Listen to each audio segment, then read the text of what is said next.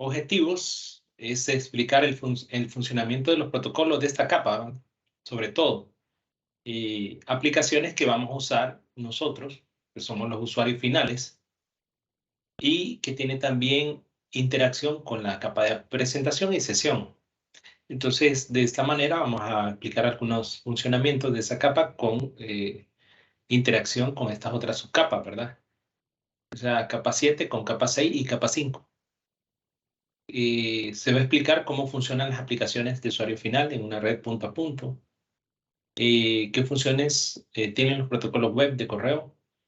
Esto lo hemos visto porque de alguna manera ya nosotros incluso hicimos y desarrollamos, comenzamos desarrollando ahora una granja de servidores porque se nos habló. Pero hoy vamos a ir detallando un poquito más. Este capítulo detalla un poquito más. Direccionamiento, ¿verdad? IP a través del DNS y DHCP, que son otros servicios que están en la capa de aplicación. Y también un servicio que es el servicio de intercambio de archivos, que no solamente vamos a ver el FTP, sino que otro que funciona por ahí. Ok, entonces vamos a ver en este capítulo, como hemos dicho, aplicación, presentación, sesión. Las tres capas superiores, ¿verdad? Que vemos aquí nosotros en el modelo OSI, porque hay dos modelos, ¿verdad? Modelo TCP/IP y el modelo OSI. Como siempre, ¿verdad? Allá cuando nosotros vimos los organismos de estandarización, y cada organismo de estandarización, ¿verdad? Va de acorde a un modelo. Entonces, por aquí nosotros tenemos dos, el de ANSI y el de la IEEE. El modelo TCP/IP es un poquito más antiguo, ya lo hemos explicado, y el modelo OSI, ¿verdad? Un poquito más nuevo y con más capas que detallan capa por capa qué es lo que va sucediendo en el transcurso de todo. Ahí vamos a ver, entonces, ven ustedes en la capa de aplicación todos los protocolos que ya hemos visto, DNS, HTTP, ¿verdad? De correo, DHCP, FTP. Bueno, entonces, eso es lo que vamos a priorizar en este momento.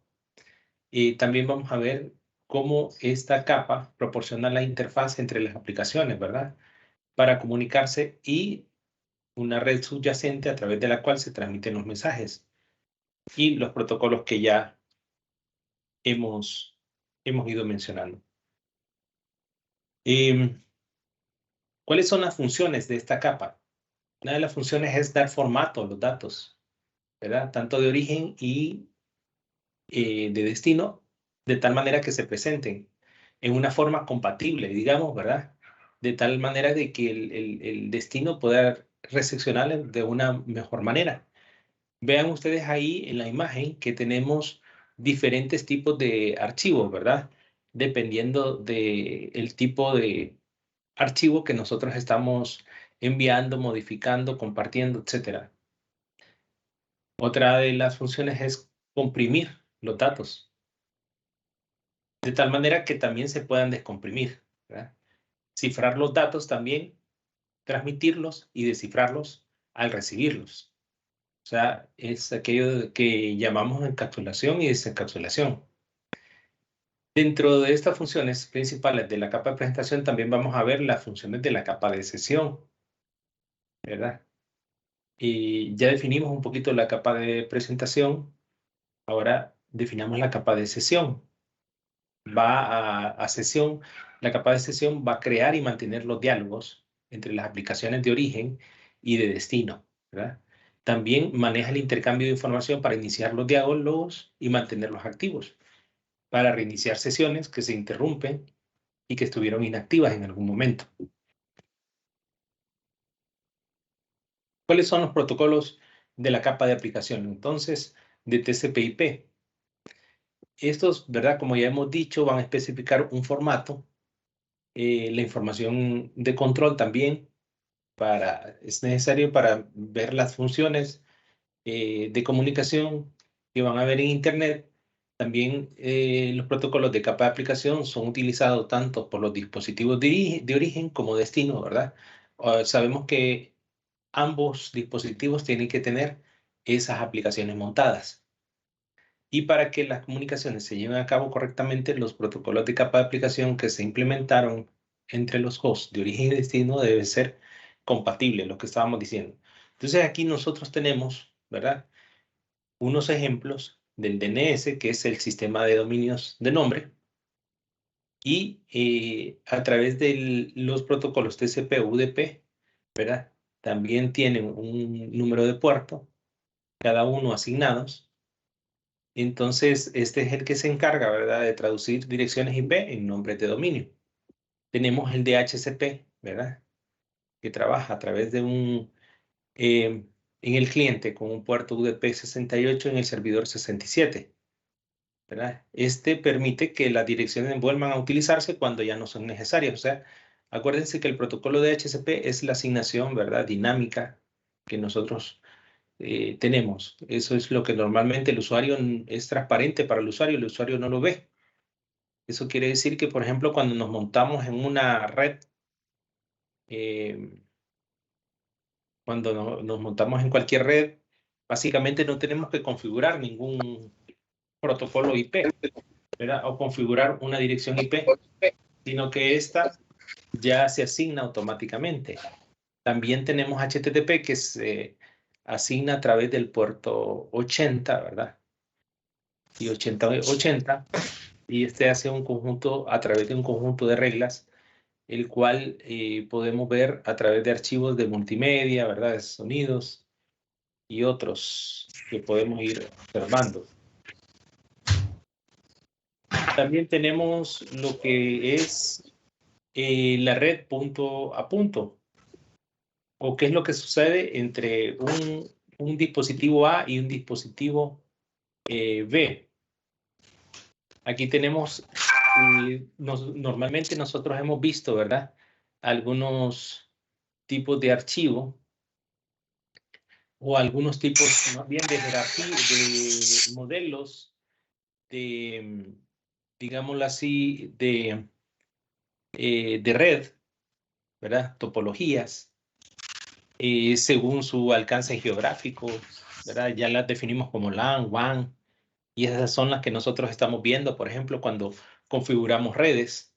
Pero también vamos a tener algunos modelos dependiendo de la jerarquía que tiene. La jerarquía porque tenemos un cliente y este cliente tiene una jerarquía menor que un servidor, por ejemplo, ¿verdad? Entonces el modelo cliente-servidor, que es dentro de una red punto a punto, son parte, ¿verdad?, de estas capas de aplicaciones. El dispositivo que solicita la información se denomina cliente, y el dispositivo que responde, ¿verdad?, en este caso es el servidor. Ahí podemos ver una imagen. Nosotros tenemos varios dispositivos que se conectan a ese servidor, ¿verdad? Y también los protocolos de capa de aplicación que describen el formato de las solicitudes y respuesta entre clientes y servidores. Básicamente ese es Nosotros aquí, vean ustedes en la imagen que lo que normalmente, ¿verdad?, hacemos es una descarga de archivos, ¿verdad? Una descarga de archivos, que es lo que más nosotros solicitamos. Una descarga de una página, etcétera. También las redes punto a punto son conocidas como peer-to-peer, ¿verdad?, o P2P, en donde hay dos computadoras conectadas y pueden compartir estas computadoras recursos, como estamos viendo en la imagen, ¿verdad? Hay una computadora cliente con archivos de servidor, y esta tiene conectado una impresora que comparte. Eso entonces puede simular un cliente y un servidor, aunque ambas son máquinas cliente, ¿verdad? Y asume esa función mientras está en el uso. También debemos decir que un dispositivo funciona como cliente y como servidor dentro de las mismas comunicaciones. Tenemos dispositivos que hacen ambas funciones, cliente y servidor, ¿verdad? De tal manera de que hay un modelo como híbrido o entre iguales. Allá teníamos jerarquías, cliente-servidor, aquí tenemos ¿verdad? Hay una serie de aplicaciones que sin duda más de alguno la, la ha utilizado. Aquí, por ejemplo, se incluye el Emul. Algunos de ustedes han utilizado de repente estas aplicaciones en donde instalamos esas aplicaciones y descargamos algunos archivos, música o video que están dentro de otros dispositivos en la red, ¿verdad? Y básicamente, pues, son clientes servidores. Aquí nos hace una lista de algunos también, de algunas otras aplicaciones como esta, ¿no? Vamos a ver los protocolos web y de correo electrónico. ¿Qué es lo que ocurre aquí? ¿Qué es lo que ocurre cuando tenemos un protocolo hipertexto y cuando hacemos una solicitud a ese servidor? Normalmente nosotros describimos, ¿verdad?, la dirección como una URL y en español, por sus siglas, en inglés, ¿verdad?, significa un localizador uniforme de recursos, que es el que nosotros ponemos en el navegador, ¿verdad?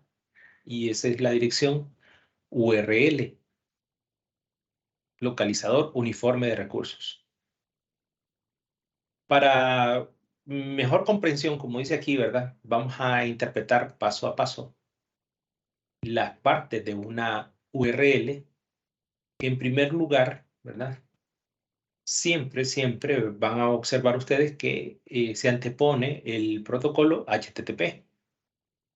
Ese sería como el esquema, ¿verdad?, de la URL. Luego vamos a ver el nombre del servidor, que es el dominio, ¿verdad? www, por ejemplo, en este caso, cisco.com. Y entre cada uno de estos HTTP, por ejemplo, vemos en la pleca por separándose para ver luego el nombre del servidor y luego un nombre de archivo específico. También se agrega de repente alguna otra pleca, ¿verdad?, para ver exactamente la extensión de ese nombre de archivo o una submenú o subpágina de esa página o ese dominio inicial, ¿verdad? Entonces, en el paso 2, nosotros luego vamos a ver que interactúa a la par, porque HTTP, como hemos visto, interactúa a la par de DNS para convertir, ¿verdad?, esa dirección de dominio. En este caso, el ejemplo que ponen es cisco.com. Se convierte en una dirección numérica. Y eso entonces nos devuelve la dirección IP que tiene ese servidor a nuestro dispositivo para que pueda llamarlo, ¿va?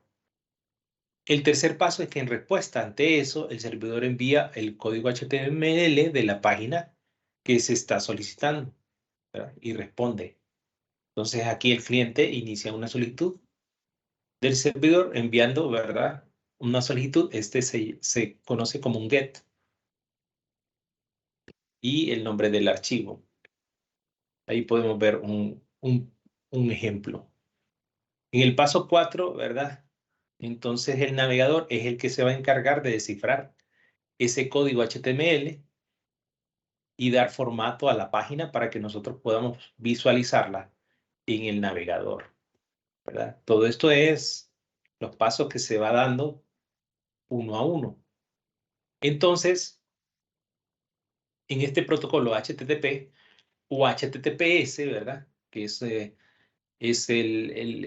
digamos, el protocolo seguro del HTTP más actualizado HTTPS, es el protocolo de solicitud-respuesta, ¿verdad? Y hay tres tipos de mensajes. Acabamos de ver uno, pero en realidad hay tres.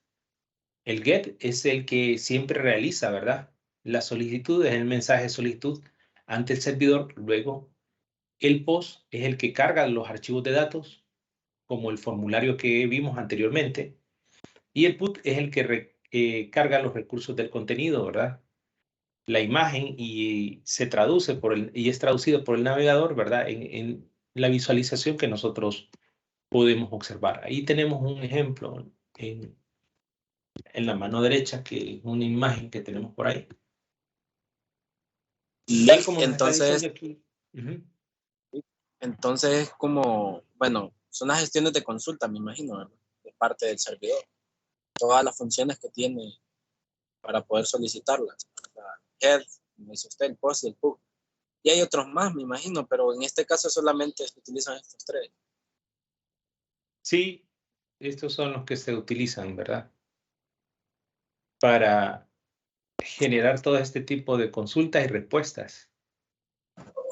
Correcto. Sí, tiene que quedar claro, como dice la nota aquí, y como les mencioné anteriormente, que HTTP, ¿verdad? No es un protocolo seguro. Que para nuestras páginas nosotros necesitamos un protocolo seguro, HTTPS, para eso necesitamos un certificado, ¿verdad? Y que se genera, bueno, eso ya es otra historia que nosotros tendríamos que ver y gestionar, pero en este caso, ¿verdad? Solamente mencionar la diferencia entre estos dos protocolos que ustedes van a ver en algunas páginas, ¿verdad? Que cuando nos aparece el protocolo HTTPS, incluso aparece ahí en verdecito, significa que el protocolo es más seguro que un HTTP, que siempre es vulnerable, ¿verdad? Ante todo, pero que nos proporciona hasta cierto espacio una seguridad. Veamos ahora que el otro día nosotros estábamos discutiendo un poquito por la respuesta ante una pregunta que hubo una prueba, ¿verdad? ¿Cómo funciona el protocolo de correo electrónico? Obviamente aquí nosotros se nos van a hacer llegar ciertos archivos de un correo electrónico, ¿verdad? Y toda esta información siempre queda guardada dentro de un servidor de correo electrónico, y que es recuperada, ¿verdad? Una vez que a través de la gestión de mi correo electrónico, se actualiza ese envío y comunicación de los correos que yo he recibido.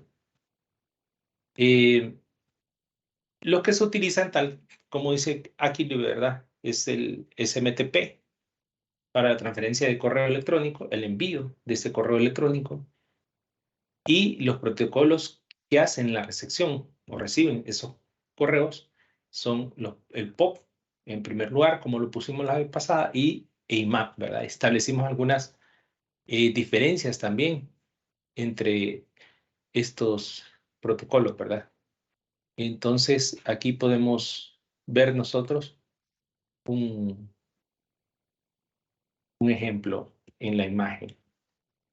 Bueno, vamos a ver qué es lo que está ocurriendo. Entonces, si yo envío un correo, ¿verdad? Electrónico, lo primero es que va a aparecer mi protocolo SMTP, y a través del puerto 25, él envía, ¿verdad?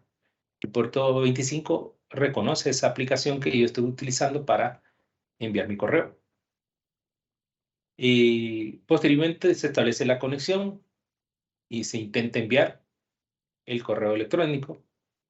Luego, una vez que el servidor recibe el mensaje, lo ubica en la cuenta local, ¿verdad? Aquí estamos viendo el usuario arriba que envía el correo, ¿verdad? A través de SMTP a un primer correo, a un primer servidor, que posiblemente este primer servidor pueda ser que yo esté enviándolo desde mi Gmail, por ejemplo, ¿verdad? Y cae a mi servidor de Gmail, y Gmail hace la gestión para, por ejemplo, lo estoy enviando a un correo de Hotmail, ¿verdad? O de Yahoo. Entonces, este hace la gestión para enviarlo a ese correo electrónico. Y en este caso, ¿verdad? Puede ocurrir que el destino esté o no esté conectado, pero ese correo electrónico entonces va a quedar en cola y va a quedar en mi servidor por mientras yo en algún momento me conecto y hago la descarga. Tal como nos dice aquí la nota, SMTP requiere un encabezado de mensaje, dirección de correo electrónico, ¿verdad? Del destinatario y del remitente y el cuerpo del mensaje. Es como una cartita, ¿verdad? Remitente y destinatario. Ahora miremos entonces un poquito la explicación de lo que tenemos ya en combinación con IMAP, que creo que la vez pasada también definíamos un poquito eso. ¿Cómo hace la entrega de este servicio, ¿verdad? De correo electrónico y cómo los mensajes se eliminan en el servidor. Nuevamente tenemos otra vez la opción del envío, ¿verdad? Del mensaje. Pero en este caso ya está llegando el archivo, vean la imagen, allá en la imagen anterior veíamos que iba en camino del usuario que lo envía al primer servidor y luego el segundo servidor lo recupera para enviárselo a la recepción del usuario y receptor, ¿verdad? Y este utiliza entonces en POP el puerto 110.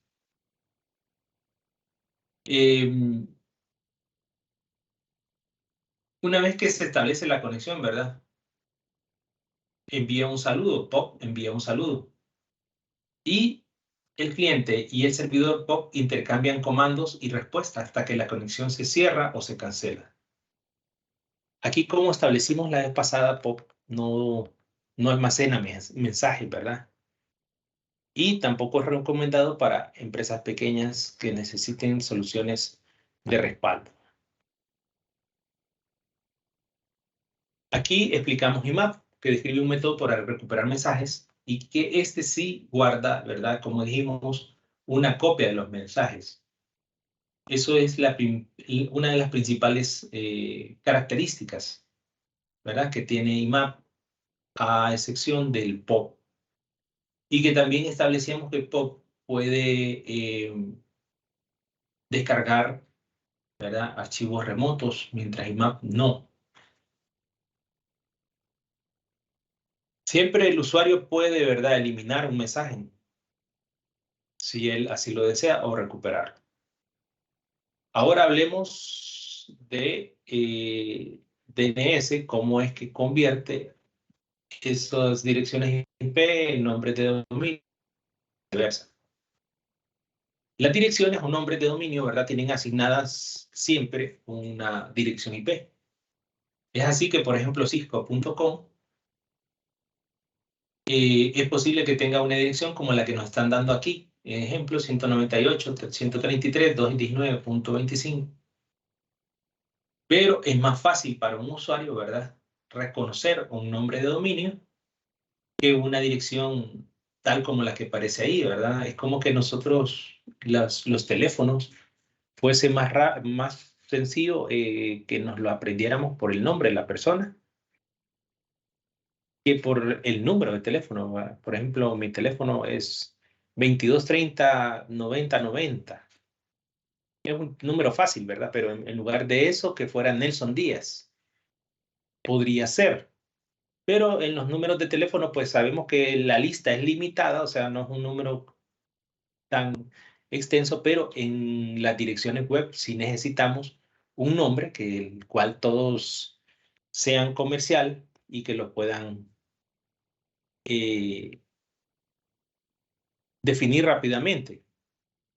Entonces el cliente siempre, ¿verdad? Cuando hacemos una búsqueda en un navegador, siempre el cliente se va a ir primero al DNS, ya sea un DNS interno como el que nosotros instalamos en una granja de servidores, o puede ser un DNS externo, ¿verdad? Yo creo que yo hacía una recomendación en cuanto al DNS. ¿Qué será mejor, resolver los DNS internamente o externamente? Internamente, entiéndase, porque yo estoy en mi institución y tengo un servidor DNS propio, ¿verdad? O simplemente lo dejo con un DNS externo, que puede ser el de Google. La vez pasada creo que hablábamos que el Google tiene unas direcciones, ¿verdad? 8888, 4444 que resuelven, y ese puede ser automáticamente la configuración que yo le ponga en el DHCP a mis máquinas clientes para que resuelvan. Pero ¿cuál sería la mejor configuración? ¿Resolver fuera o dentro y por qué?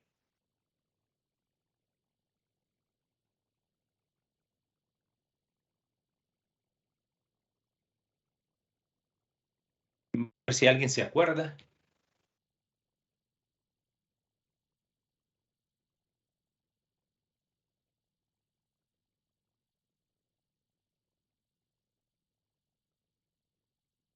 Sí, creo que no se acuerdan.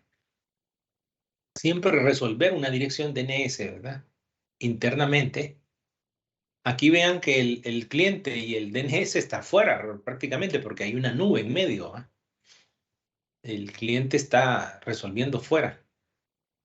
Si yo resuelvo fuera con un DNS, posiblemente genere más tráfico fuera de mi red porque yo tengo un gateway, un punto de acceso, el cual, aunque sea un enlace troncal, ¿verdad? Llegan todas las solicitudes y tienen que salir afuera, llegar al DNS, volver de vuelta, resolver y decirle, mira, esta es la dirección, el nombre y esta es la IP. Y resolver internamente, ¿verdad? Entonces el tráfico es internamente resolviendo dentro de mi red, tal como lo hicimos en el ejemplo de la granja de servidores, y ese tráfico interno se vuelve más reducido, por así decirlo, no llega a un embudo, ¿verdad? No hay tanta congestión, no hay tanto tráfico, no hay colisiones. Entonces eso recuérdenlo. Bueno, después vamos a observar que también, ¿verdad? Así como vimos nosotros HTTP, ¿verdad? Incluso también DNS, DHCP, todos tienen algunos registros de intercambio de información en donde guardan, ¿verdad? Cierta información en donde hay solicitudes y respuestas. En estos casos,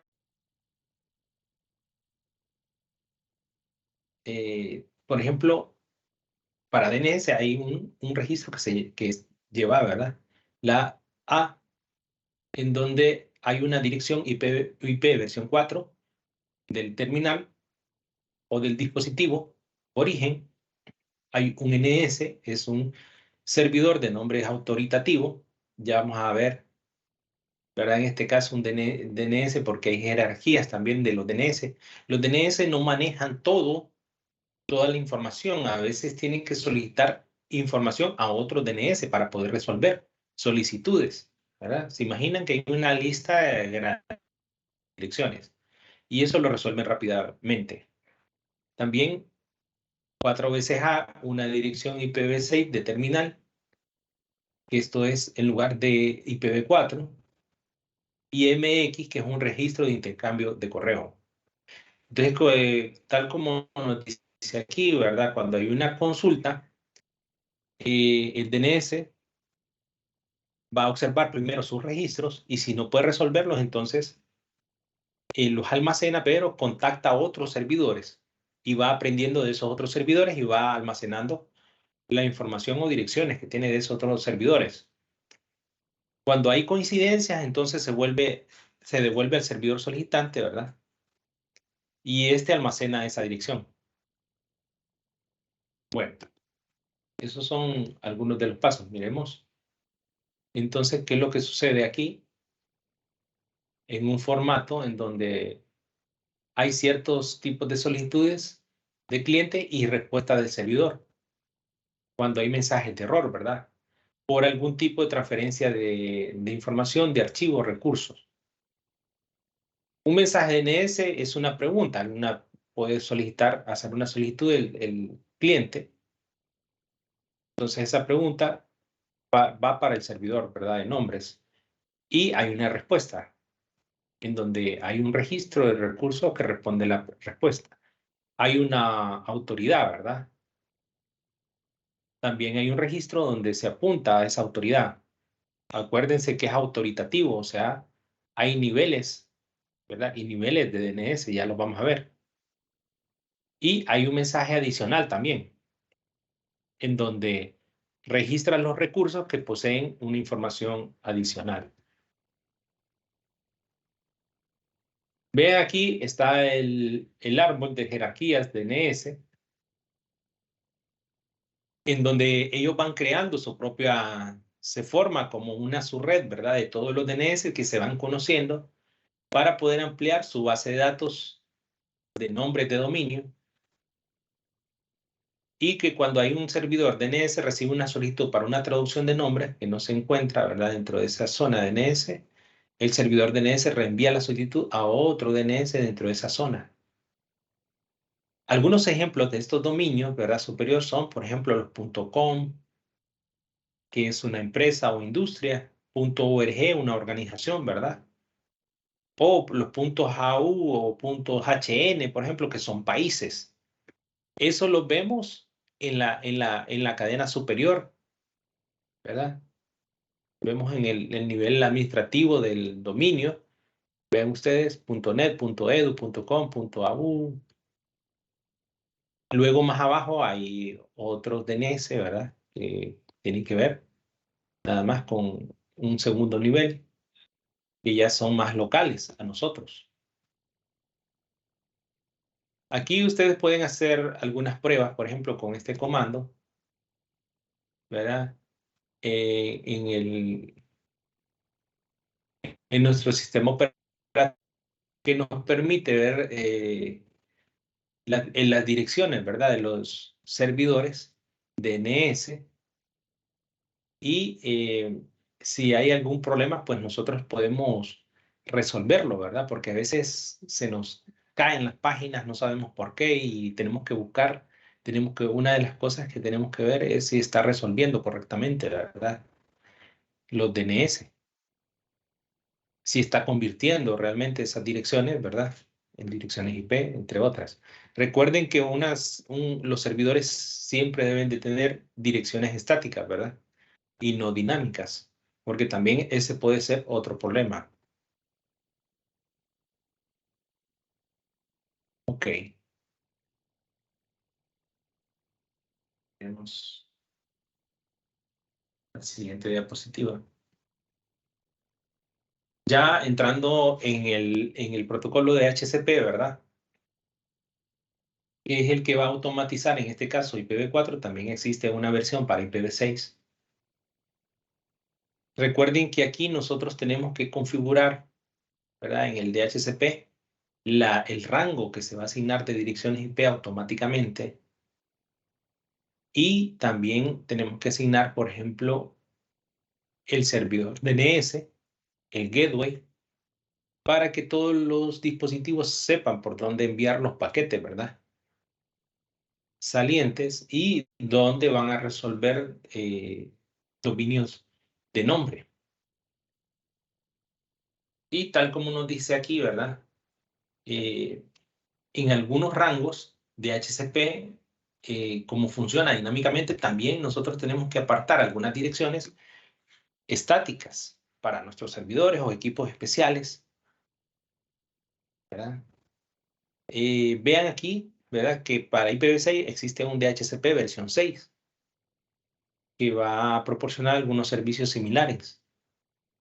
En este caso de DHCP versión 6 no proporciona una puerta de enlace como lo hace en la versión IPv4, ¿verdad? De alguna manera solo se obtiene dinámicamente a partir de un anuncio del router. El router es el que proporciona su gateway y es el que manda, ¿verdad?, en versión 6 la configuración. Esto para que lo tomen en cuenta en IPv6, ¿verdad?, que es muy poco común. Aquí, igual que en los otros protocolos, ven ustedes que hay procesos de registro, ¿verdad?, de respuesta.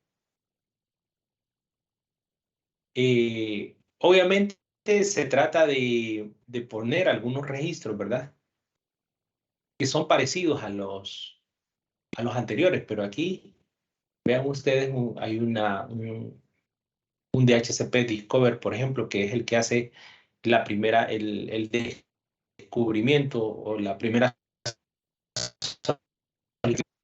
¿verdad?, para ver si este está disponible. Si hay una respuesta del servidor, va a aparecer una oferta del DHCP de ese servidor y luego va a haber una respuesta del cliente, ¿verdad? Para finalizar con un DHCP pack que va a reconocer al cliente. Y una vez que para finalizar, ¿verdad? También hace un reconocimiento negativo con un DHCP NAT. En DHCP versión 6 hay un conjunto también de mensajes similares a los de la versión 4, ¿verdad? Aquí nos aparecen algunos ejemplos, por ejemplo, solicitud, advertencia, información, respuesta, replay. Son los que se utilizan. Bueno, aquí hay una práctica de laboratorio, pero eso. Vámonos con FTP. ¿Qué ocurre con FTP? Vean ustedes que en algunos servicios nosotros tenemos dos protocolos, como en el caso de correo, ¿verdad? Un protocolo para envío, un protocolo para recepción, un puerto para cada uno. Aquí lo que sucede es que hay un solo servicio y dos puertos. Y FTP, ¿verdad? Es un protocolo exclusivamente para descarga de archivos. Subir archivos, descargar archivos en un servidor cliente mío específico, ¿verdad? Y aquí es como ocurre, ¿verdad? Al establecerse la primera conexión, ¿verdad? Del servidor, cuando hay una solicitud de cliente, se hace a través de un puerto TCP, que es el puerto 21. Y ahí hay un tráfico, ¿verdad? De comandos también, cliente, servidor y respuesta, al establecerse la conexión. Y hay una segunda conexión para la transferencia. La primera conexión es para establecer, ¿verdad?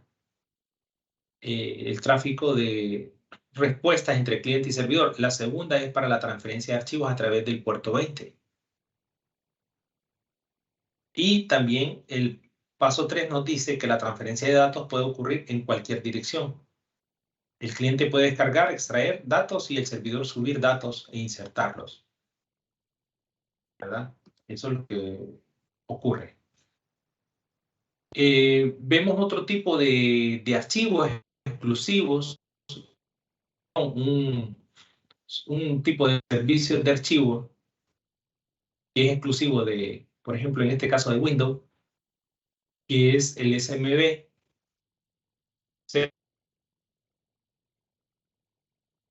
Es un protocolo cliente-servidor para compartir archivos, ¿verdad? Cuando nosotros hemos compartido archivos, hemos hecho uso, por ejemplo, en Windows, de este servicio, SMB, que tiene tres funciones: iniciar, autenticar y terminar las sesiones, controlar el acceso a los archivos, autorizar una aplicación para enviar o recibir mensajes. Y a diferencia del protocolo, ¿verdad? FTP, los clientes establecen una conexión a largo plazo con los servidores. Y después se establece la conexión, el usuario del cliente puede acceder a los recursos en el servidor como si el recurso fuera local. Esa es la pequeña diferencia. ¿Ok? Entonces, en conclusión, este capítulo pues es como un resumen de todo lo que hemos visto de otros capítulos, por eso es que en la currícula lo dejan al final y en la enseñanza se deja al final, ¿verdad? Porque cuando ya vimos principios de redes, conceptos y todo, y empezamos a ver los primeros capítulos, ahí ya se nos explicaba cómo se trataba todo esta información de estos servicios. Incluso hicimos un ejercicio, como dijimos, pero aquí estamos nuevamente repasando, ¿verdad? Así que ya tenemos un poquito más amplio el conocimiento para saber el modelo cliente-servidor, por ejemplo, las conexiones punto a punto, los mensajes comunes, ¿verdad? Con HTTP, que es GET, POST, PUT. Repasamos lo que es el servidor de correo electrónico, el DNS, DHCP, FTP y SMB. Bueno, con esto entonces, muchachos, llegamos al final de este capítulo. Hoy solo vamos a ver esta parte. Así que con eso concluimos. Mañana viernes, ¿verdad? Para los que quieran algún repaso o algo del ejercicio, podemos hacerlo mañana. y nos conectamos ahí. Listo, buenas noches, descansen. Perfecto, Lick, muchas gracias. Feliz noche. Bueno. Gracias, Lick, muy amable. Gracias.